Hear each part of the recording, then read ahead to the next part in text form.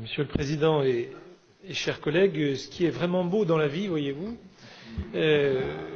c'est d'être en contradiction totale avec ce que vous savez. Alors, si ces mots sont justes, et ils ne sont pas de moi, ils sont du philosophe Sioran, alors moi je crois que la vie doit vous apparaître infiniment belle, Monsieur le Président, parce que ce rapport manie à merveille les contradictions. Vous dénoncez tout d'abord la politique gouvernementale d'étranglement financier de notre collectivité. Et c'est vrai que je suis de ceux qui pensent que le transfert du champ social au département ne s'est jamais accompagné du financement correspondant. Mais vous venez de rejoindre nationalement, avec votre vice-président aux finances, le camp de celui qui s'estimait lui-même être à la tête d'un pays en faillite et qui n'a jamais opéré le redressement des comptes publics, j'allais dire bien au contraire, parce que la dette aura doublé en l'espace de 5 ans, entre 2007 et 2012. Il aura privé les départements de la taxe d'habitation et de l'impôt économique, autrement dit privé les départements de quasiment tout levier fiscal. Alors ses successeurs aujourd'hui, ils essaient d'apurer la situation, non sans mal, de réduire les déficits. J'allais même dire que c'est une ardente obligation parce que nous nous trouverions sinon bientôt dans la situation de certains pays d'Europe en grande difficulté. Alors, vous nous dites par ailleurs que vous ne serez pas de ceux qui, en 2017, augmenteront la fiscalité. Fiscalité départementale sans doute, mais êtes-vous de ceux qui défendent l'augmentation de 2 points de la TVA? Parce qu'on ne peut pas annoncer ou dénoncer l'impôt à Bourg-en-Bresse et vouloir l'augmenter à Paris. Surtout lorsqu'on sait que la TVA, ça a été souvent dit, est socialement injuste. Oui, je comprends que ça suscite l'émoi de vos propres collègues, Monsieur le Président. Vous nous annoncez aussi la stabilisation de la masse salariale l'an prochain. Peut-être, mais la vérité oblige à dire de quelle manière. Vous externalisez un certain nombre de prestations, avec la privatisation croissante notamment de la restauration dans les collèges, nous l'avons dit ce matin. La vérité oblige aussi à dire les dizaines de postes qui ne sont pas pourvus dans les services départementaux, alors que nous n'étions pas déjà suradministrés et que chaque année, c'est l'équivalent d'une ville de 7-8 000 habitants qui sort de terre dans ce département, c'est-à-dire l'équivalent d'une ville comme Montluel, et ça n'est pas rien Montluel, n'est-ce pas, notre cher collègue de Montluist. Alors, ce sont aussi 7 000 usagers supplémentaires, évidemment, qui sont en besoin par rapport à notre département. J'ai même appris dernièrement que les musées départementaux, qui sont privés de moyens humains, étaient conduits à recourir au bénévolat pour ce qui est de leurs besoins de médiation culturelle. Comment est-ce qu'on peut mieux dire que ces orientations budgétaires paupérisent et affaiblissent l'action départementale? Et je crains que 2017 ne soit qu'un début, parce que lorsque vous défendez l'idée de supprimer 500 000 emplois publics en France, j'imagine que c'est maintenant votre feuille de route, eh bien vous savez pertinemment que ce ne sont pas les seuls agents de l'État qui vont être concernés. Surtout si notre pays doit assumer ses fonctions régaliennes dans un temps évidemment de menaces multiples. C'est aussi la fonction publique territoriale qui est visée par les libéraux échevelés que vous avez rejoints. Et je dois dire que je vous ai connu mieux inspiré, Monsieur le Président, en tout cas animé par une fibre un peu plus sociale que vous semblez aujourd'hui mettre sous le boisseau. Alors, la contradiction, elle est à son comble dans ce rapport lorsque vous tentez de justifier le décalage de 2 mois du vote de notre budget, du jamais vu qui d'ailleurs jette le trouble chez nos partenaires, parce que pour certains, ils sont incapables de bâtir un plan d'action 2017. C'est d'ailleurs tellement vrai que nous allons passer une partie de cette journée à accorder qui une avance sur subvention, qui un acompte, pour résoudre des situations intenables. Alors des votes, bien sûr, qui seront faits sans connaissance de vos choix définitifs 2017, sans connaissance, sans appréciation d'une cohérence d'ensemble. Vous pouvez, bien sûr, comme vous le faites, à souhait accuser une énième fois la loi NOTRe et les incertitudes du transfert, du transport entre l'Ain et Auvergne-Rhône-Alpes. Mais comment expliquez-vous, dans ces conditions, que la région, qui a le même sujet à traiter avec 12 départements différents, soit capable de voter son budget cette semaine? Est-ce que le président Wauquiez, votre ami, enfin encore que vous semblez un peu vous en éloigner, l'idylle n'a duré qu'un temps, mais est-ce que le président Wauquiez s'affranchit du principe de sincérité budgétaire, ou est-ce que votre retard traduit vos difficultés à arbitrer? Moi, je suis, pour ma part, toujours ouvert au débat et à la discussion des orientations, à l'évolution de notre collectivité. Je note d'ailleurs que vous envisagez de poursuivre la modernisation. Et je partage l'ambition. Mais il faut de la clarté.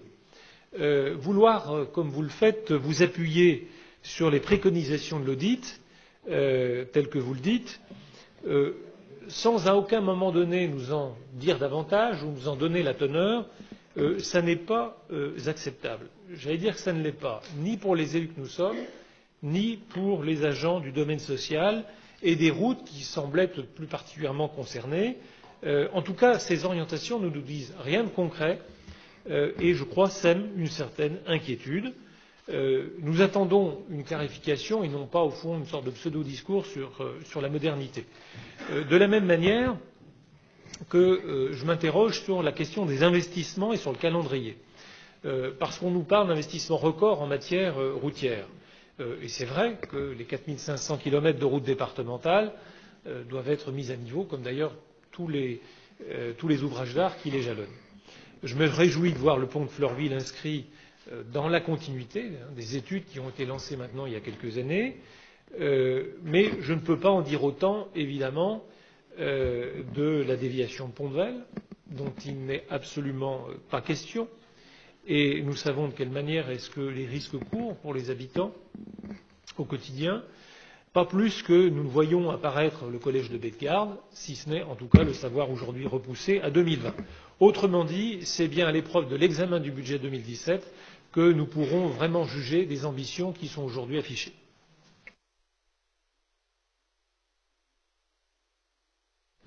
Ok. Bon, ben dis donc, ça fait du bien parce que ça me permet de redescendre sur terre après les éloges d'Hélène Maréchal.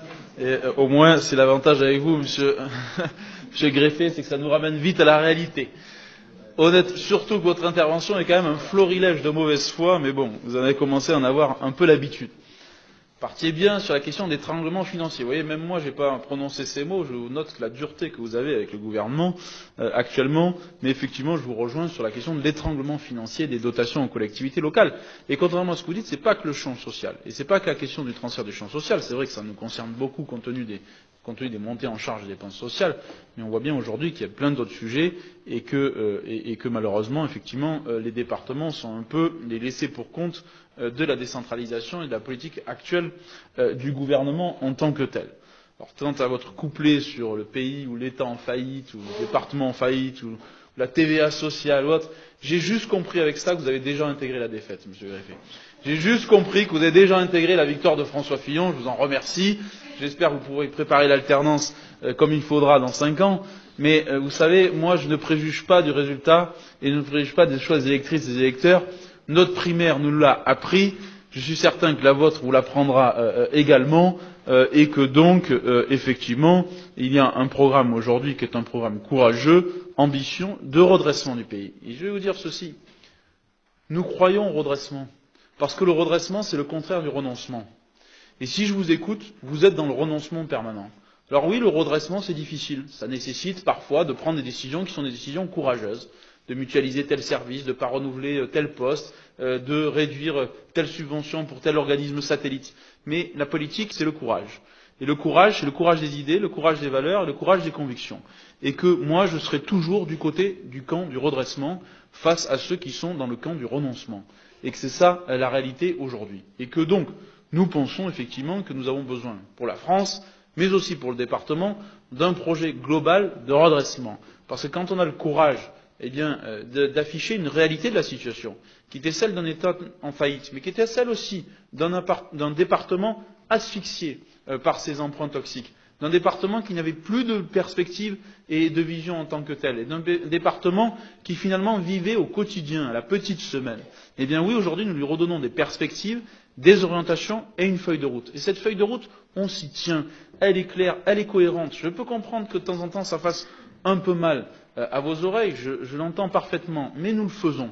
La brigade antifraude au RSA, nous l'avons fait. La renégociation du contrat de plan État-région, nous l'avons fait. Le maintien de la politique d'investissement, nous l'avons fait. La stabilisation de l'impôt, là où vous l'avez augmenté de manière massive, vous avez matraqué fiscalement les habitants de ce département, nous le faisons. Et que donc, sur tous ces enjeux qui sont des enjeux essentiels, nous maintenons nos engagements et nous sommes cohérents, effectivement, dans notre démarche. Et qu'il s'agit ici, au sein du département, eh bien, d'avoir une vision qui soit une vision globale des choses et qui soit une vision réaliste, pragmatique et responsable. Et que j'en doute pas que je suis prêt en tout cas à ce que le département de l'Ain serve de laboratoire d'expérimentation pour ce qu'on pourra faire au niveau national sur beaucoup de sujets, dont certains que vous avez soulevés bien sûr de manière caricaturale, mais ça on ne peut pas vous en vouloir. En ce qui concerne la question que vous avez posée, et notamment sur la question de la stabilisation de la masse salariale. On ne stabilise pas la masse salariale parce qu'on privatise tel ou tel secteur, contrairement à ce que vous dites. D'abord, la délégation de service public, ce n'est pas une privatisation. Déjà, il faudra effectivement revoir la définition de la privatisation et la définition des modes de gestion en tant que tels. Ensuite, au-delà de ça, pour nous, aucune politique n'a été remise en cause, y compris celle qui relève des politiques facultatives, comme celui que j'ai cité tout à l'heure de l'aide aux communes, parce que nous essayons de tenir bon sur la diversité des missions et la diversité d'engagement. Tout notre combat, vous le savez, c'est celui de préserver le pluralisme des missions. Je dénonce la volonté de ce gouvernement et de vos amis d'encourager la dévitalisation du département. Et que nous luttons contre cette dévitalisation, en essayant effectivement d'avoir encore des compétences économiques, en essayant de récupérer la compétence transport, là aussi, évidemment, la loi NOTRe, quelle perte de temps, quelle perte d'énergie. Et vous êtes aujourd'hui en train de me reprocher de voter le budget seulement le 6 ou 7 février, alors que c'est vous et vos amis qui avez mis en place la loi NOTRe, qui nous fait faire des conférences, des clercs, ça n'a plus finir avec un prix où j'aimerais bien qu'on regarde tout ce que ça représente, le coût pour la société et pour chacune des collectivités. C'est vous qui nous avez compliqué les choses, qui avez créé un choc de complexité administrative avec cette loi NOTRe, et aujourd'hui vous nous en faites le reproche. Mais si le budget a été repoussé, c'est de la responsabilité de vos amis, c'est la responsabilité de cette politique gouvernementale, et c'est uniquement parce que justement nous voulions un budget qui soit sincère. Vous savez, la région, ils ne sont pas tout à fait dans la même problématique que nous. Ils avaient une recette, ils ont inscrit une dépense en face du recette. Regardez bien le budget de la région. Et regardez ce qui se passe dans les autres départements. Et il y a beaucoup de départements de la région Auvergne-Rhône-Alpes et ailleurs en France qui n'ont pas voté le budget, qui ne votent pas le budget en décembre, mais qui voteront le budget même après nous. Jusqu'au mois de mars, nous pouvons voter le budget. Donc, le décalage de ce budget, il est simple, et je le redis encore une fois, c'est une logique qui est une logique de sincérité budgétaire. C'est-à-dire que moi, je veux arriver avec un budget sur lequel on sache où on va. Et que c'est pas la même chose d'avoir la compétence transport ou de ne pas l'avoir. C'est pas la même chose de mettre en place une agence économique, d'avoir les agents de la mission économique de l'Ain, ou de ne plus les avoir. C'est pas la même chose d'avoir une convention sur le tourisme, ou de ne pas l'avoir. Et que donc, sur tous ces sujets, il était essentiel que nous puissions avancer là-dessus, et que donc reprochez pas à nous-mêmes ce que vous oubliez de reprocher à vos propres amis politiques en tant que tels. En ce qui concerne les musées départementaux, je ne peux pas laisser dire que les musées départementaux reposent aujourd'hui sur le bénévolat. Alors maintenant, vous avez fait pendant 6 mois le couplet de la fermeture des musées départementaux, vous voyez désormais que ce couplet ne marche plus, donc vous nous faites le couplet, on ne les ferme pas, mais il n'y a plus personne dedans. Bon, je ne sais pas ce que ça sera demain, mais enfin, la réalité, c'est que d'abord le bénévolat, il n'y a rien de honteux dans le bénévolat est utile dans notre société et partout, et que moi je suis de ceux qui défendent le bénévolat. Ensuite de ça, permettez-moi de vous dire que dans les musées départementaux, ce ne sont pas des bénévoles, ce sont des gens qu'on a pris notamment en service civique, et que, en demande, en lien avec la préfecture, nous avons contracté des emplois de service civique, vous avez le droit de vote, vous êtes contre là aussi, mais c'est votre propre majorité qui les a mis en place. Et que dans les musées départementaux, c'est justement là où on va mettre des services civiques, et on va même l'étendre, il y a même un rapport qui vous proposera de l'étendre notamment à la direction de la lecture publique, ou encore d'autres directions, pour que justement on puisse donner cette chance à nos jeunes et autres. Donc là aussi, ne caricaturez pas en permanence, ne soyez pas uniquement dans un climat anxiogène ou de peur ou de crainte. Croyez-moi, aujourd'hui tout est sur les rangs. Aujourd'hui, dans les musées départementaux, et bien depuis désormais, ils ont compris qu'on n'allait pas fermer la clé sous la porte, mais qu'au contraire on allait les mettre en tourisme, là où vous leur faisiez des grands discours, mais vous les laissiez isolés dans leur coin, que sur les agents du service social, là aussi nous défendons les agents de proximité, et sur la masse salariale, comment nous allons faire? Nous allons mettre en place ce RIFSEP, ce nouveau régime d'indemnitaire, et nous allons faire en sorte justement de prendre en compte les différentes demandes et surtout de valoriser aussi nos fonctionnaires de proximité. Parce que nous croyons aux agents de proximité et que c'est très important que les agents de proximité ils soient, je dirais, pleinement dans la barque avec nous. Jusqu'à maintenant, on avait toujours tendance à faire des réductions ou autres. C'était tellement facile de toucher, je dirais, aux agents de proximité, de moins toucher à l'encadrement ou autre. Mais aujourd'hui, l'effort il est général, il est partagé et il est compris par la plupart des agents au sein du département et au sein de la collectivité départementale en tant que telle. Enfin, en ce qui concerne la question de ma fibre sociale, je vous rassure, ma fibre sociale, elle est là, et je le redis encore une fois, la gauche n'a pas le monopole du cœur et n'a pas le monopole de la fibre sociale, loin s'en faut. Et qu'on a le droit d'être de droite et de vouloir une politique qui soit à la fois responsable et à la fois des politiques de solidarité qui soient ambitieuses. Qui a mis en place ce plan senior si ce n'est notre majorité? Qui met 5 millions d'euros supplémentaires si ce n'est notre majorité? Pour la politique pour les personnes handicapées, pour les personnes âgées? Qui est allé négocier avec la CNSA pour obtenir des crédits supplémentaires pour justement faire de l'accompagnement social? Qui a renforcé le fonds d'insertion que vous avez vous-même cassé, que vous avez réduit d'1 million d'euros quand vous étiez en place, alors que nous stabilisons, nous augmentons même les crédits pour encourager les jeunes à l'insertion?